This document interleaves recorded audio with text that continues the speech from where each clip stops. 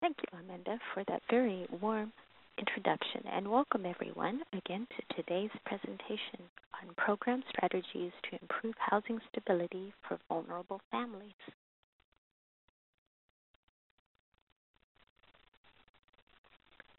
The average family experiencing homelessness is headed by a single mother in her late 20s with two children, at least one of whom is under the age of 6.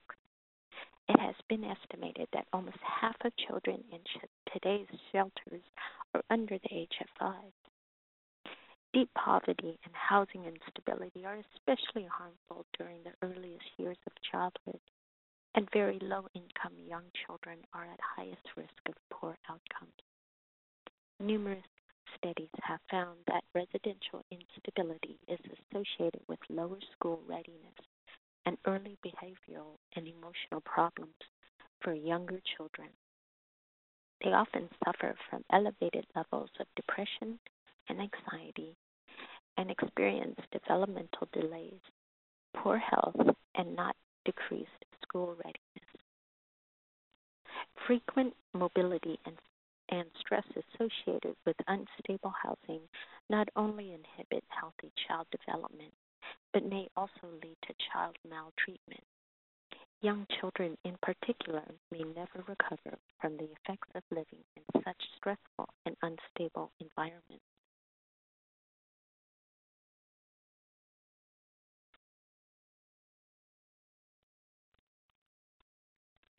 Residential crowding across a number of studies has been associated with social withdrawal, elevated levels of aggression, psychological distress, poor behavioral adjustment in school, and lower levels of social and cognitive competency.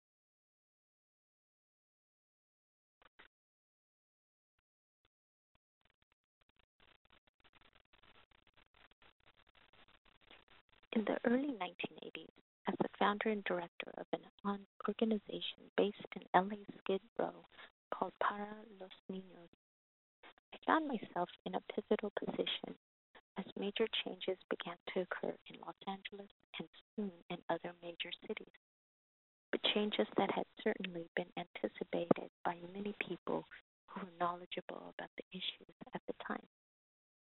Not only did we begin to see homeless men and women on the city streets, but soon entire family units were lining up at our front door each day, homeless with no place to sleep that night.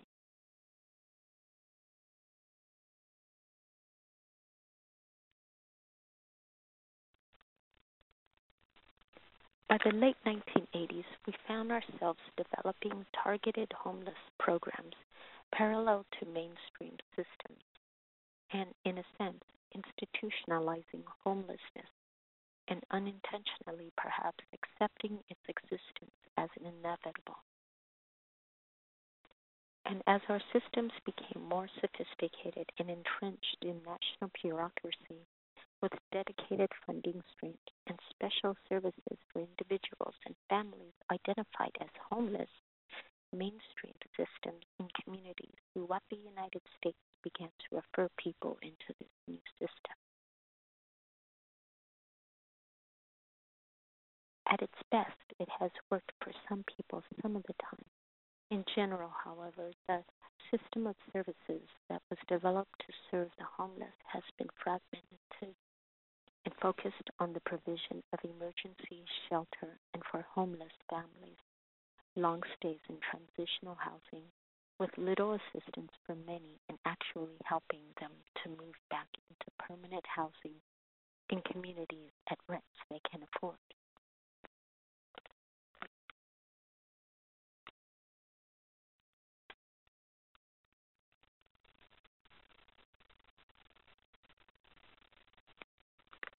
There was an assumption that the provision of emergency shelter would be enough to help families get back on their feet, and that given shelter for a few weeks or a couple of months, that most families would be able to find a place to live within a short time period on their own.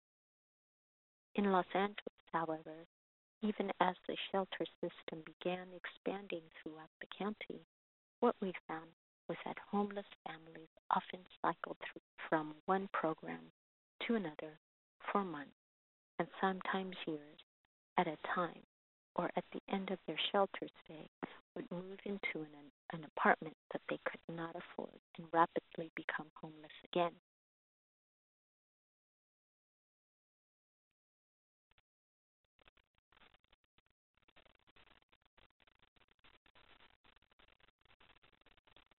The reality is that once a family or individual actually becomes homeless, it is extremely difficult and for many actually impossible to get back into permanent rental housing on their own.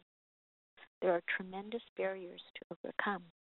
In addition to the high cost of rental housing in most communities, there are also other barriers, even when rent subsidies are available to make housing more affordable. These barriers include poor credit, eviction histories, unemployment, the lack of move-in funds, and discrimination based on income source, ethnicity, family makeup, and gender.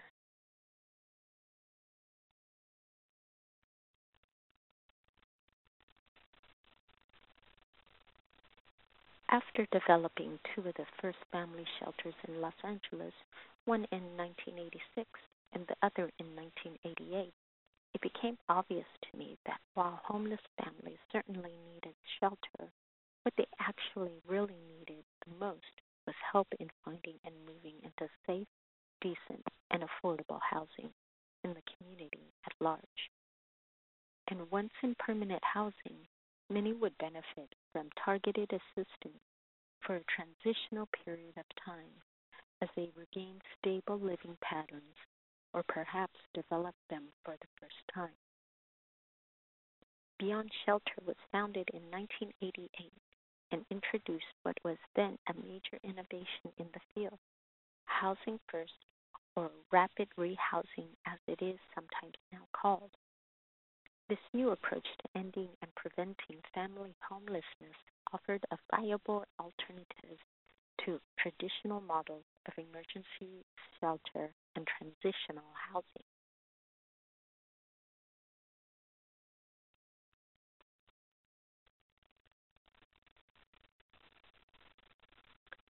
Designed to move people who are homeless into permanent and affordable rental housing as quickly as possible, which realistically could take some time, the services that were traditionally being provided in transitional housing would instead be provided after the move into permanent housing.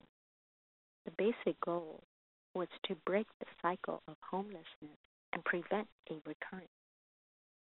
Since the program's inception in Los Angeles County in 1988, the testing and refinement of this approach and the subsequent dissemination of the model through publications, training, and direct consulting have helped to promote the development of housing first initiatives across the country.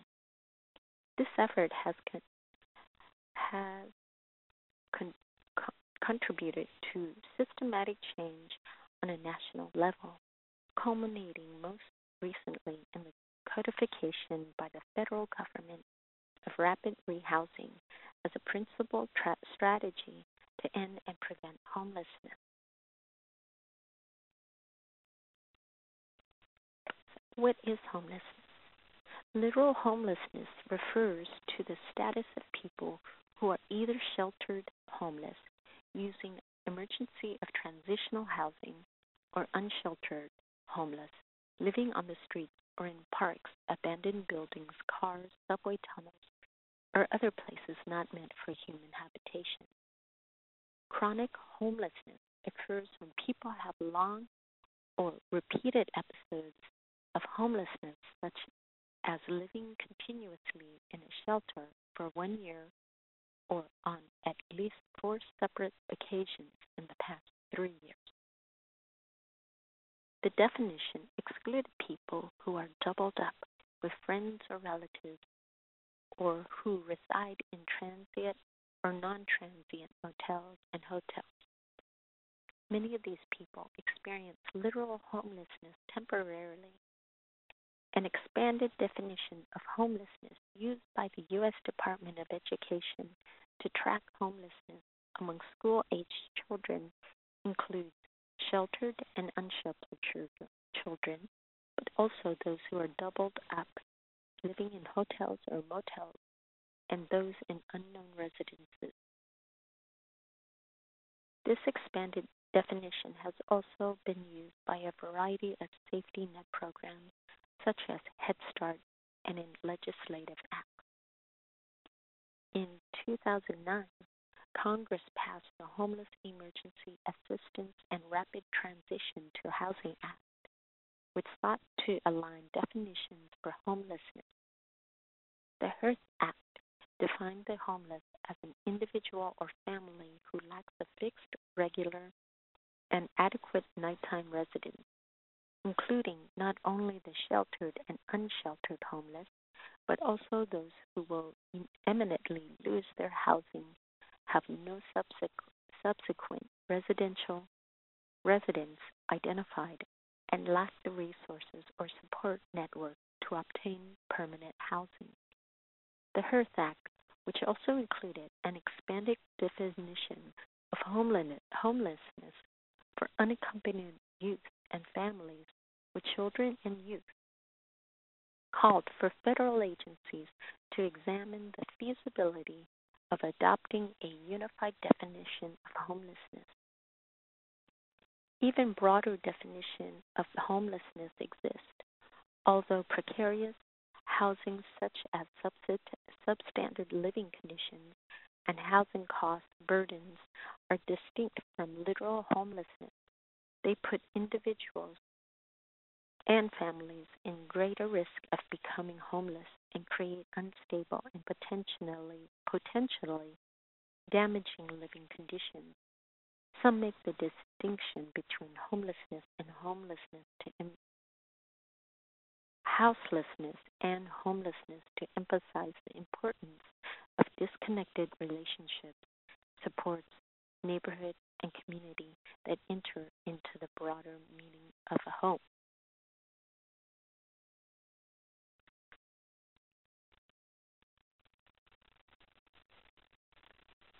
The Housing First methodology provides a systematic, direct means for vulnerable and at-risk homeless families to be integrated back into the community while still receiving individualized supportive services.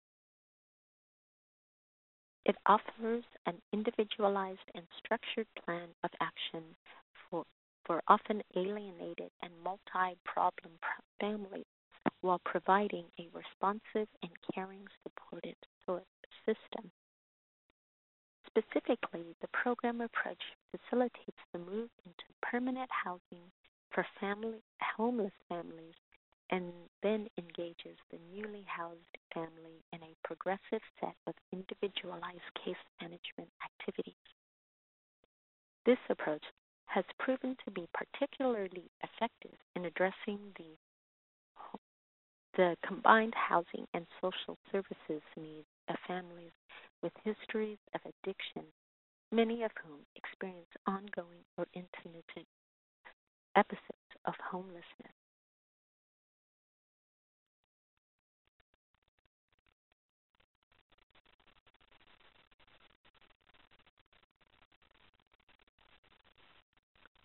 The key components of Housing First is crisis intervention and emergency stabilization. Also, the screening and assessment for housing and service needs, assistance moving into permanent housing, home-based case management, time-limited and transitional or long-term.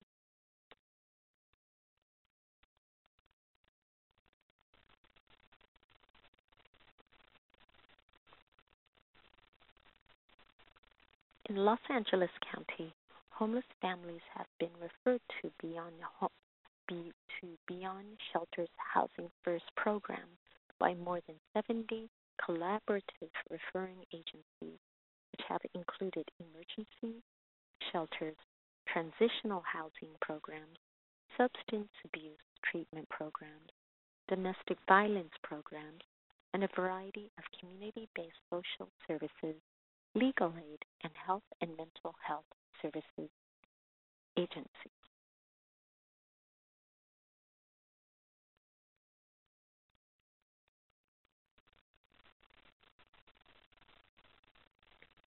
In-depth screening and assessment results in an action plan that builds upon a family's strengths and also addresses their particular needs.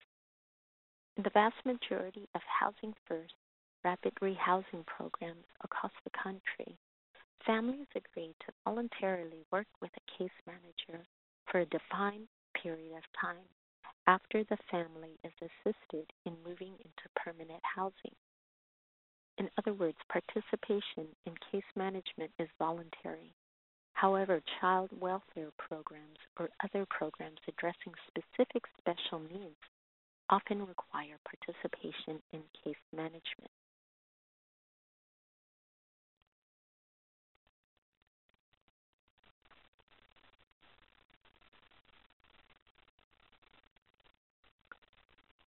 While Child and Family Service agencies have specific screening and assessment tools they use to determine service needs of family members, housing needs assessments are different.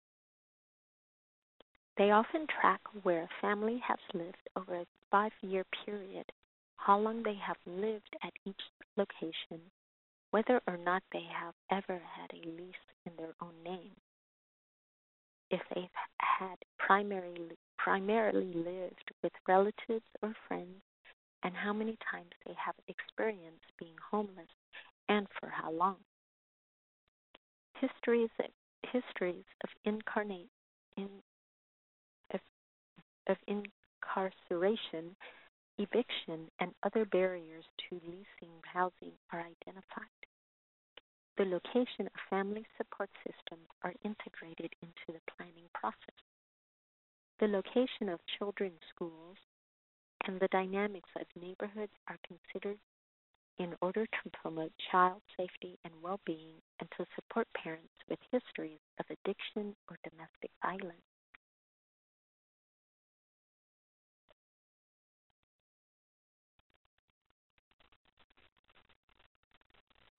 Housing First programs generally seek rental housing in the community at large. Homeless families are competing with the working poor for rental housing, however, particularly in low-income neighborhoods. Even when parents in homeless families are also working, the fact that they are currently homeless is a negative factor that can prevent them from leasing an apartment.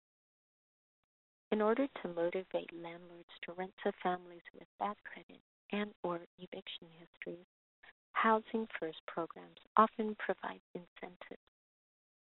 These might include increased deposit amounts, providing 3 months' rent upfront, guaranteeing a portion of the rent for a period of time, negotiating longer-term leases, and providing wear and tear guarantees or eviction guarantees. Sometimes providing proof of accounts in good standing, such as car insurance payments, phone bills, storage facilities, shelter program fees, and so on, can help. Poor credit does not necessarily mean that someone has not paid rent on time in the past. A demonstrated history of on-time payments can be proven through a rent ledger or letter from a former landlord, canceled checks, and or money orders.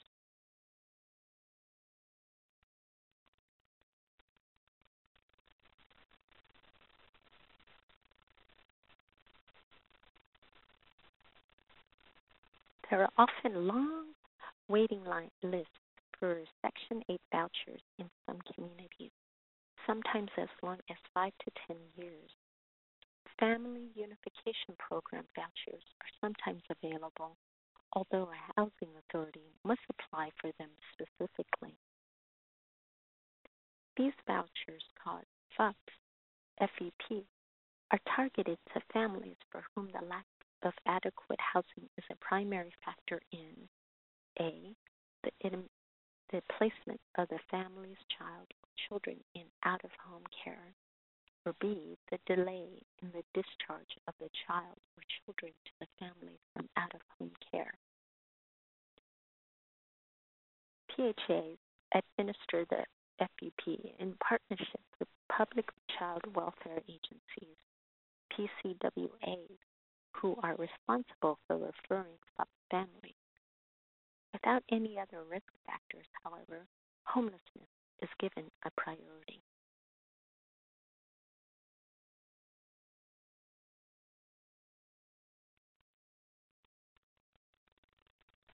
Housing specialists in Housing First programs often build relationships with apartment owners, associations, individual owners, and property managers, and use the program benefits as selling points, such as home-based case management, backup to landlords, and tenant screening, and referrals of families to rent their units. Many programs have brochures or one-page informational statements on their Housing First program to give to property owners. The brochures usually include specific information about the social service support that the program provides to participants and the support that the program provides for the landlord. Even with a Section 8 voucher in hand, it can be extremely difficult to find housing for a homeless family. Many landlords are wary of this rental subsidy program and must often be educated about it.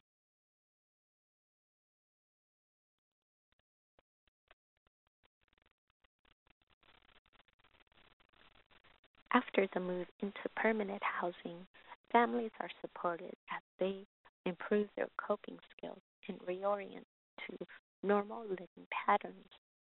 Parents are provided assistance with homemaking, nutrition, and parenting skills, budget planning, and money management.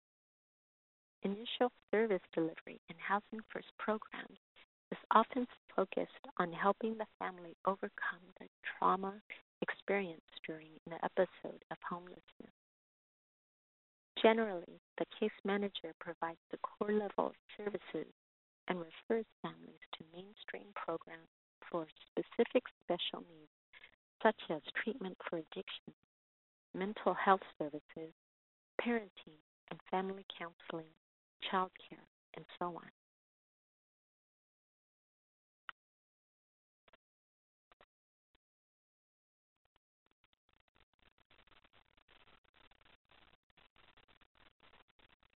For client retention strategies in a voluntary setting, it's necessary to phone regularly during the initial days and weeks to provide moral support and to help alleviate feelings of isolation and fear. Follow through on initial case plan commitments made by the case manager, for example, to provide welfare or legal advocacy, child care resource, or other commitments that are made.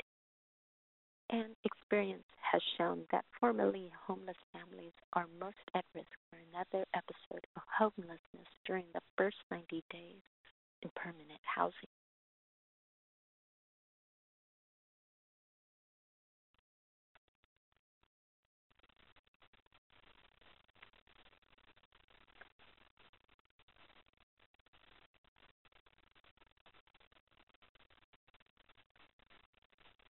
More strategies for housing retention include constant communication and teamwork between case managers and housers, rapid response to landlord concerns, check-ins with landlords, working on budgeting and money management with clients, ensuring when possible when family does not lose their housing during a crisis, and access to rent to prevent eviction funds and other special funds during participants' transition to stability.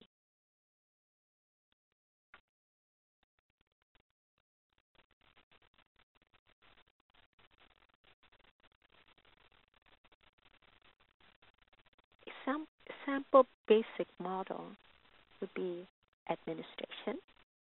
The program director under administration would have two supervisors, the case management supervisor as well as the housing resources supervisor. Under the case management supervisor, it would be the case manager. So there would be 3 case managers, and under housing resources supervisor, probably 2 or 3.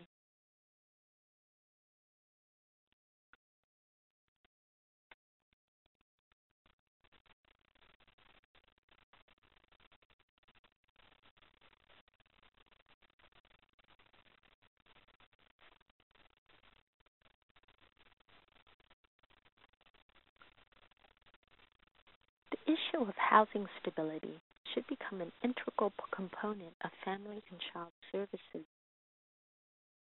Helping parents avoid homelessness or reconnect quickly to permanent, sustainable housing if they do become homeless is perhaps the single best intervention that service providers can provide to improve outcomes for children. A housing stability assessment conducted at the same time that other child and family needs are being assessed would enable appropriate and more timely interventions. When service providers include formal housing stability assessments as an integral component of case management planning and services, including appropriate and timely responses to housing problems, parents and their children are able to engage more fully in programs geared to helping them.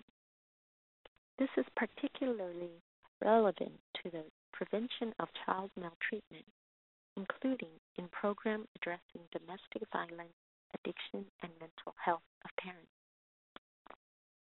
Identifying families living in unstable or substandard living conditions, assessing their housing needs, and providing appropriate interventions at the front end of the child welfare system when families are first determined to be at risk is a viable form of prevention and one that should increasingly become the norm.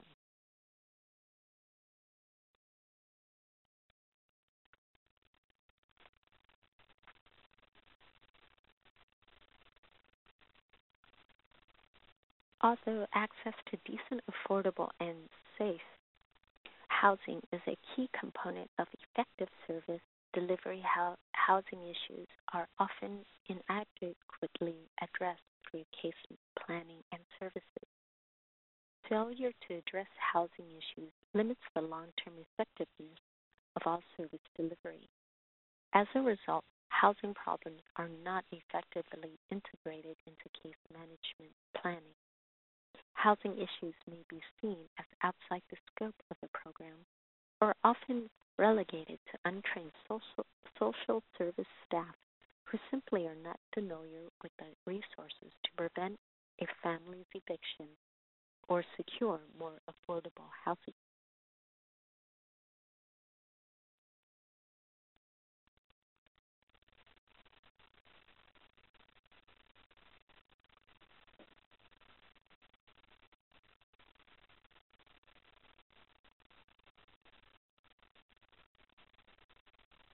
Additional risk factors identified by research is formal eviction within 2 weeks from a private dwelling, informal eviction from housing provided by family or friends, institutional discharge within 2 weeks for a person who has been a resident for more than 6 months, residency in condemned housing, sudden and significant loss of income, sudden and significant increases in utility costs.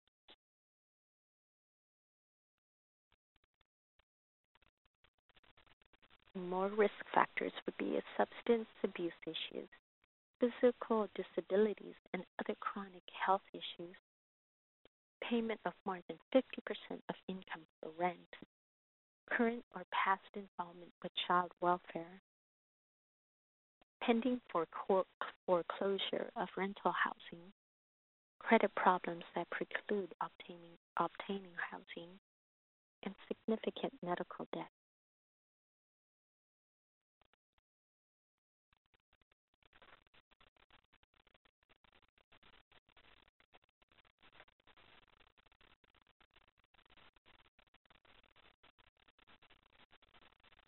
The House Financial Services Subcommittee on Insurance, Housing and Community Opportunity held a hearing.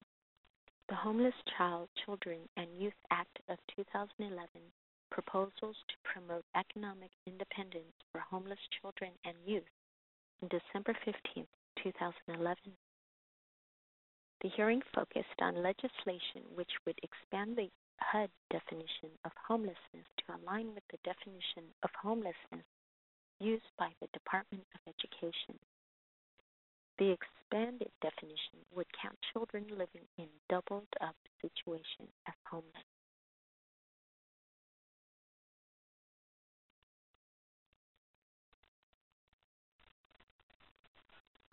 A note about risk factors, though, because service needs and the intensity of those needs change over time, regular assessment and monitoring are critical.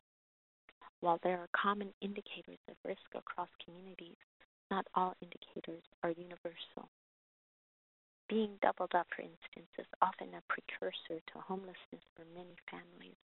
However, doubling up is a common housing arrangement in many immigrant communities, and it's not necessarily an indication of housing instability.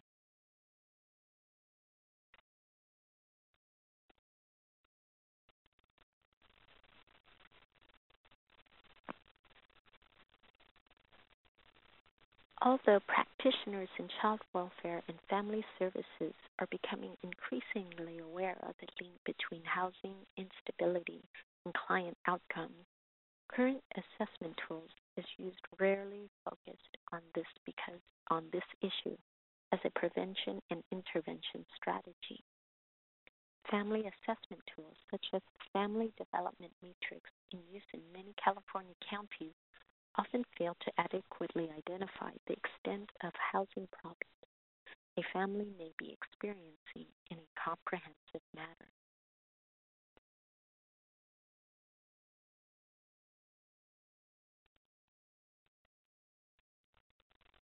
Although many child and family assessment tools today include questions, for example, about a family's current housing situation, these questions are usually brief and fail to provide a true picture of how and where the family is living.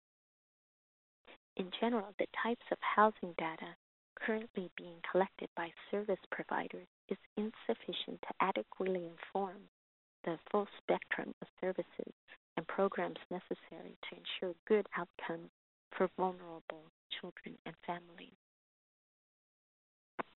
Example of questions that should be asked of head of household about housing in addition to current address or who else lives in the household would be: what best describes your current housing situation? Do you own housing or homeowner, rent apartment or house on own? Shared housing, including doubled up, not on a temporary basis. Couch surfing is considered moving from one place to another doubled up. Living in a motel or hotel. Living in motel through emergency shelter vouchers. Or homeless shelter streets or other place not meant for habitation.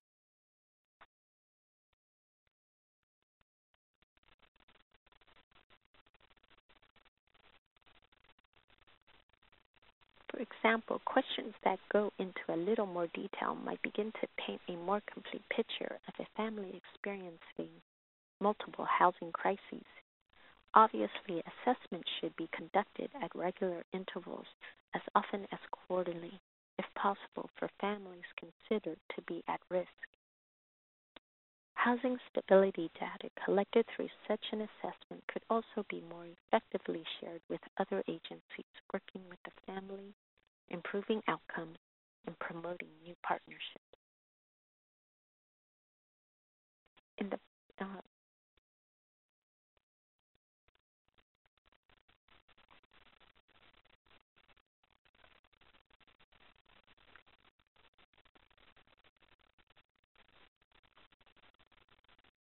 questions that would be for agency staff pertaining generally to clients who are unstably housed. And unaffordable rent, moving frequently. What are the types of housing resources or direct assistance that the agency struggles most to provide? Financial assistance with back rent and or utilities, legal assistance to prevent eviction, help resolving roommate shared housing conflicts, help negotiating or advocating with current landlord, for more time to pay rent, lower rent, more time to move out, help resolving conflicts or disputes with neighbors or other tenants, help relocating to alternative permanent housing that is affordable, help finding move-in assistance for new rental housing, such as security deposits, utility deposits.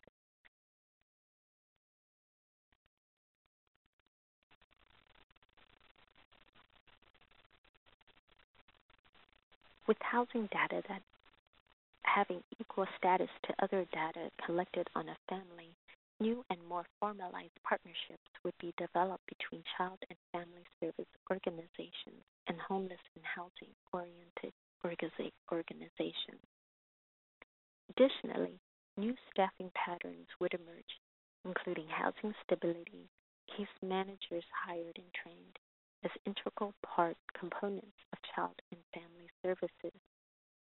In fact, many family service organizations have already moved in that direction.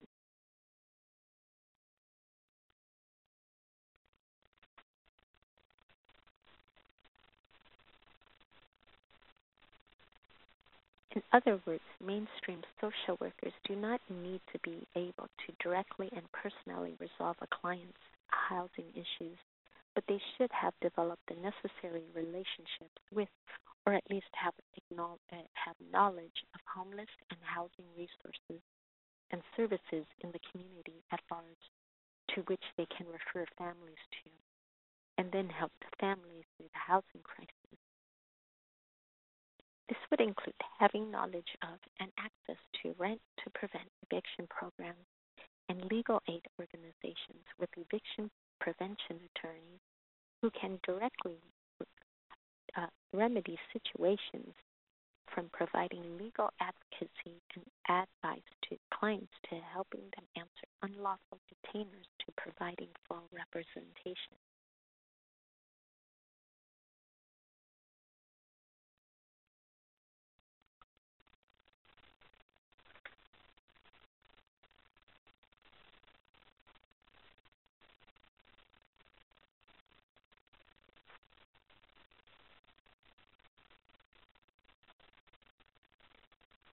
The words of a social worker at a family services organization in Los Angeles County.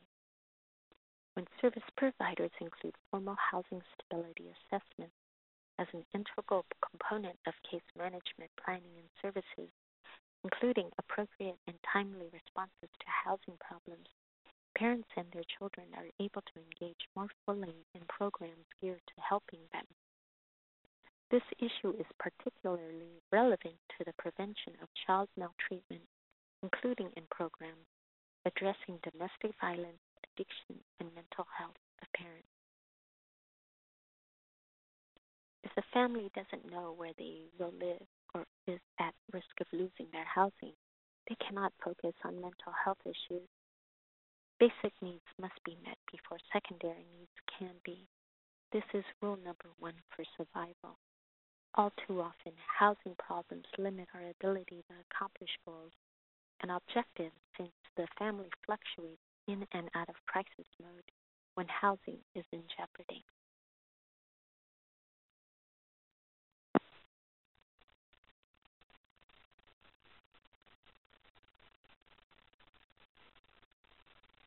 The numbers represent a 33% increase from 2007, when there were 1.2 million homeless children, according to the report. This is so high, says Ellen Bassett, president of the center. What we have new in 2010 is the effects of a man-made disaster caused by the economic recession. We are seeing extreme budget cuts, foreclosures, and a lack of affordable housing. Nationwide, the ongoing recession, foreclosure crisis, and increasing unemployment rates have exacerbated issues vulnerable and at-risk families face. Helping parents avoid homelessness or reconnect quickly to permanent, sustainable housing if they do become homeless is perhaps the single best intervention that service providers can provide to improve outcomes for children. In this report, released in December 2011, the National Center on Family Homelessness reported that child homelessness is up 33% in 3 years. 1 in 45 children in the USA, 1.6 children were living on the street in homeless shelters or motels, were doubled up with other families last year.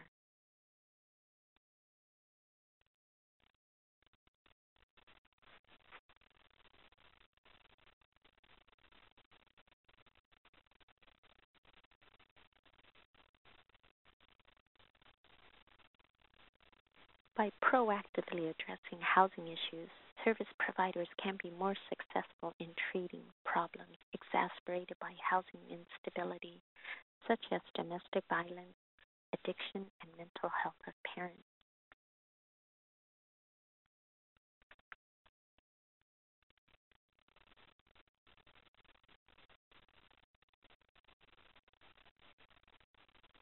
Ensuring that children and their families have stable housing can build the capacity of agencies to serve their clients and ultimately the abilities of parents to care for their children.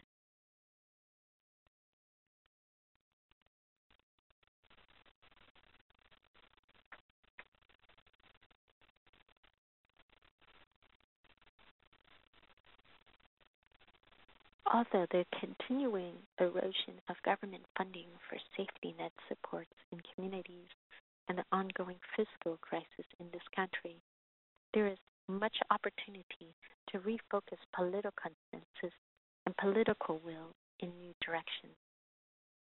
Currently, there is a critical window of time to address housing-related issues. The 2011 Opening Doors, the federal strategic plan to prevent and end homelessness, set the goal of ending homelessness for families by 2020. In the strategic plan, the federal government prioritizes preventive programs which effectively target a broad population of families at risk of homelessness. The challenge is how to identify and provide early intervention for vulnerable families prior to a homeless episode. Child and Family Services organizations already serving vulnerable and at-risk families should become the initial points of contact for housing crises.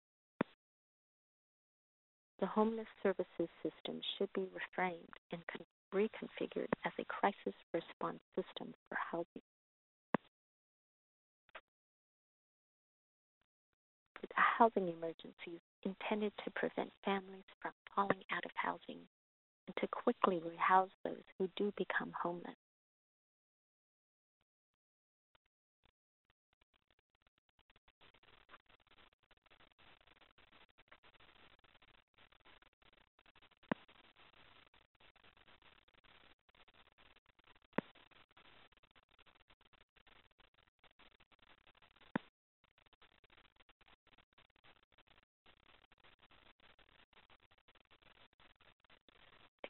Thank you for having me present today.